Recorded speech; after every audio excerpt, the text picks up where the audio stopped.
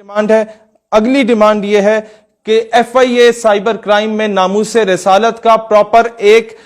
Wing بنایا جائے تاکہ اس میں صرف وہ کیسز ڈیل کیے جائیں جو حضور علیہ الصلوۃ والسلام یا صحابہ کرام یا اہل بیت کے خلاف جو گستاخیاں کی جاتی ہیں ان کو کاؤنٹر کرنے کے لیے، اور ان کے اکاؤنٹس فل فار بلاک نہ کیے جائیں، صرف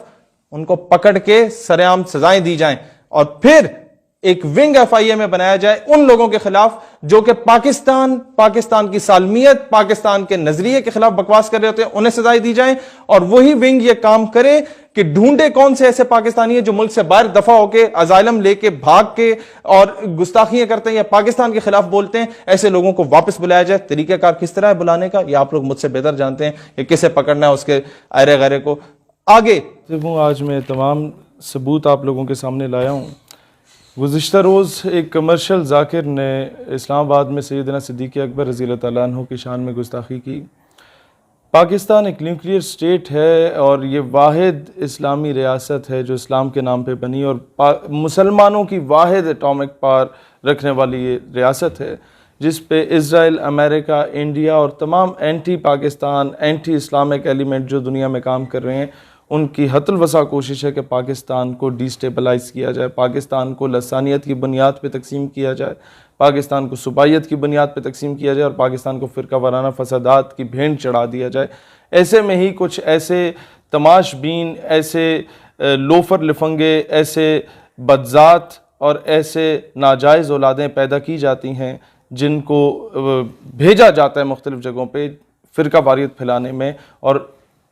پاکستان کے لوگوں کو آپس میں تقسیم کرنے میں اور مسلمانوں میں انتشار پھیلانے میں، مسلمانوں کی دل آزاری کرنے کے لیے ایسے لوگوں کو بھیجا جاتا ہے.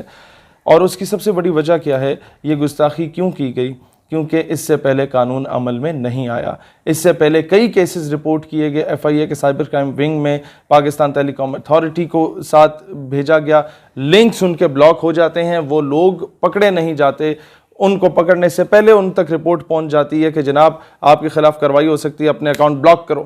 وہ بلاک کر دیتے ہیں، ثبوت مٹ جاتے ہیں اور وہ لوگ باہر ہوتے ہیں، وہ آئی ڈی چینج کرتے ہیں اور پھر گستاخیاں کرتے ہیں اور پھر مسلمانوں کی دل آزاری ہوتی ہے، پھر سڑکیں بلاک ہوتی ہیں، پھر دھرنے ہوتے ہیں، پھر کہا جاتا ہے ملک کے معاشی استحصال میں ہے، اور کوئی اس طرح کا نا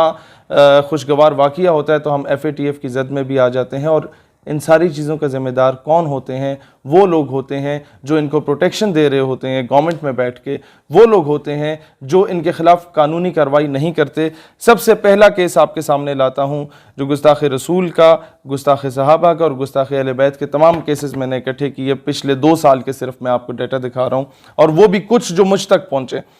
1 مارچ 2019 کا یہ کیس ہے اور یہ ابھی تک اس پہ کوئی کارروائی نہیں کی گئی، اس بندے کو نہیں پکڑا گیا. دوسری جو درخواست جمع کرائی گئی تھی وہ 2 جنوری 2019 کا کیس ہے. 7-8 یوٹیوب کے لنکس یہاں پر دیے گئے تھے. وہ بندہ جو تھا وہ ابھی تک باہر ہے، اس کے خلاف کوئی میں نام اس لیے نہیں لے رہا کیونکہ یہ لوگ جن کے نام لیے جائیں گے ویڈیو میں، یہ پھر باہر ازائلم کے لیے اپلائی کر کے باہر دفع ہو جاتے ہیں اور امریکہ اور تمام ملک دشمن عناصر ان کو پال پوس کے بڑا کرتے ہیں، جس طرح قادیانیوں کے ساتھ ہوا، اسی طریقے کے دیگر کفار کے ساتھ بھی کیا جاتا ہے. اچھا، پھر تیسری درخواست جمع کرائی گئی 3 جنوری کو دوبارہ آئی اور اس میں یہ مزید یوٹیوب کے لنکس دکھائے گئے اور وہ سائن بھی ہو گیا، سیکشن آفیسر تک پہنچ بھی گیا، لیکن قانونی کارروائی نہیں کی گئی. پھر جناب اگلا کیس آپ کے پاس آتا ہے 21 مئی 2020 کا، جس میں رسول اللہ علیہ الصلوۃ والسلام کی شان مبارکہ کے خلاف اور صحابہ کرام کے خلاف شدید غلط قسم کے الفاظ استعمال کیے جاتے ہیں. یہ کیس تب کا ہے اور اس پر بھی کوئی قانونی کارروائی ابھی تک نہیں کی گئی. اچھا جی، پھر کیس آتا ہے جناب 4 جون 2020 کا، جس میں یہ ساری چیزیں سامنے لائی جاتی. 298C کا کیس ہے، یہ جمع کرایا جاتا ہے بخدمت جناب چیئرمین پاکستان ٹیلی کمیونیکیشن اتھارٹی اسلام آباد، اور اس کے بعد یہ ایف آئی اے کو جمع کرائی جاتی ہے اس کی کاپی. دونوں میں کسی قسم کا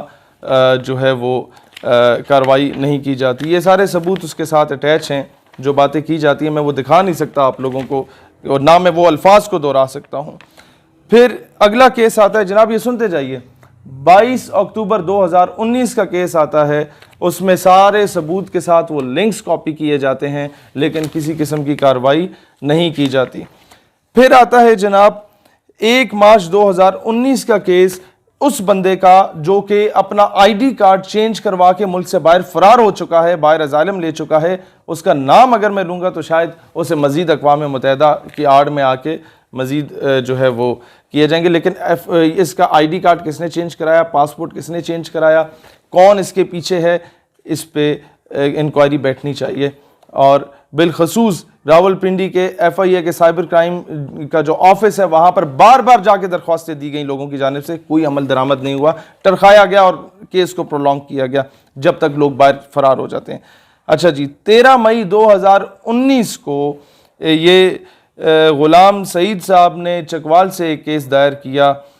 گستاخانہ خاکوں کے خلاف پی ٹی اے اور ایف آئی اے میں، لیکن اس بات کو بھی سنوائی نہیں ہوئی۔ اگلا کیس آ جاتا ہے جناب یہ، اس میں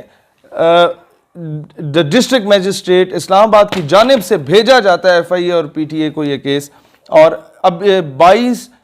اپریل 2019 کا، اور سگنیچرز کے ساتھ، سارے اسٹیمپ کے ساتھ، ابھی تک کوئی کارروائی نہیں کی گئی۔ پھر جناب اگلا کیس آتا ہے آپ کے پاس 11 جولائی 2019 کا، اس میں بھی، اور اس پہ لکھا ہوا ہے the matter may be assigned top priority، اور یہ بھیجا جاتا ہے government of Pakistan ministry of interior سے، یہ آپ کے انٹیریئر منسٹر کی جانب سے بھیجا جاتا ہے، اور جو بھیجتا ہے وہ یہ آپ کے سامنے ہے، لیکن کوئی کارروائی ابھی تک نہیں ہوئی۔ 11 جولائی 2019 کی بات تھی اور ابھی 2020 کا اگست چل رہا ہے جناب۔ پھر آتا ہے آپ کا 29 اپریل 2019 کا کیس، ابھی تک کسی قسم کی سنوائی نہیں کی گئی۔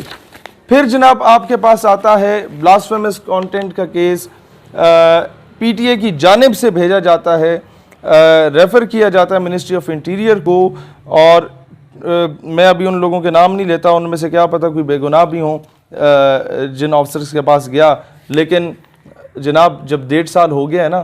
تو پھر مجھے مجبور نہ کریں، اگلی بار میں نام لینے پہ بھی مجبور ہوں گا۔ 15 جولائی 2019 کا کیس ہے، ابھی تک کوئی سنوائی اس کی نہیں ہوئی، اور مطلب گستاخ رسول یا گستاخ صحابہ، گستاخ اہل بیت جو ہیں انہیں گرفتار نہیں کیا گیا۔ اور آخری کیس ہے 17 اپریل 2019 کا، محکمہ اوقاف کی جانب سے بھیجتا ہے ایف آئی اے کے سائبر کرائم ونگ میں، وہ جناب اس کی کوئی سنوائی نہیں ہوتی۔ یہ آپ کے اسلام آباد کے وہ کیسز ہیں جن پہ سنوائی نہیں ہو رہی، اور جب ان پہ سنوائی نہیں ہوتی تو لوگوں کو موقع ملتا ہے کہ ہمیں تو لگام ڈالنے والا یہاں پر کوئی موجود ہے ہی نہیں، لہٰذا کسی بھی صحابی رسول کی یا اہل بیت کرام علیہ السلام میں سے کسی کی شان میں یا رسول اللہ علیہ السلام کی شان میں اگر کوئی گستاخی کرتا ہے تو وہ کھلے عام کرتا ہے، اسے اس چیز کا خوف نہیں ہوتا کہ ہمیں پکڑا جائے گا یا نہیں پکڑا جائے گا۔ 2-4 کیسز اس طرح کے ہوتے ہیں جو کہ بہت ہائی لیول کے اس عوام میں چلے جاتے ہیں اور عوامی دباؤ کے اندر آ کے گورنمنٹ شاید کوئی ایکشن لے لے، ادروائز کوئی سنوائی نہیں ہوتی۔ پھر کوئی قانون ہاتھ میں لیتا ہے تو کہا جاتا ہے توہین عدالت ہوتی ہے، قانون ہاتھ میں نہیں لینا چاہیے، لیکن اس پہ دیکھا جائے کہ گورنمنٹ میں یا اداروں میں یا محکموں میں کون کون سے ایسے سمپتھائزرز موجود ہیں جو ایسے لوگوں کی پروٹیکشن کر رہے ہیں۔ میں ہمیشہ یہ کوشش کروں گا پاکستان میں فرقہ واریت نہ پھیلے، مسلمان ایک ہو کے رہیں، کیونکہ پوری دنیا کے مسلمانوں کو آپ لوگوں سے امیدیں وابستہ ہیں۔ You are the only nuclear state, you are the only country after Medina Pak, the only homeland after Medina Pak which was made on the name of Islam۔ Pakistan ہمیشہ زندہ باد۔